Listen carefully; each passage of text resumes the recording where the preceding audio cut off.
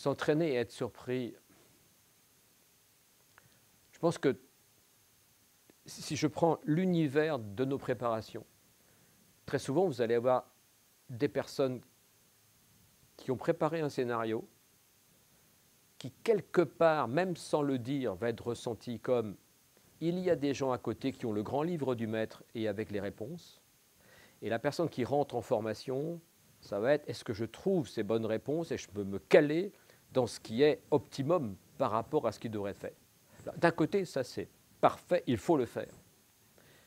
Mais je pense qu'aujourd'hui, se préparer, ça veut dire être capable d'être du côté de la crise un petit peu pour se familiariser avec qu'est-ce que c'est qu'un univers de haute surprise, être capable de naviguer dans cet univers de façon créative. Et donc moi, quand j'entraîne des personnes, je leur dis, c'est vous qui allez construire le scénario. Et le problème numéro un, c'est pas de construire le pire avec du Hollywood et puis de l'hémoglobine partout, c'est de construire la plus grande surprise. Et ça se joue un peu.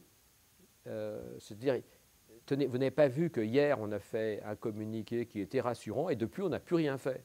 Or, à l'étranger, ils ont déjà communiqué sur le fait que ce n'était pas ça.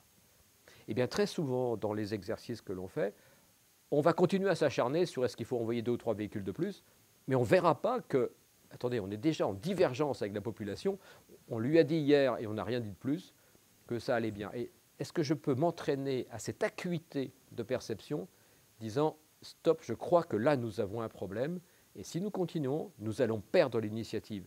Et c'est ça qui est pour moi le plus important. Est-ce que je peux mettre ensemble du questionnement pour alimenter la réflexion du pilote, et du décideur, du dirigeant, pour être capable de naviguer dans ce terrain qui est, par définition, extrêmement meuble, pulvérulent et potentiellement explosif.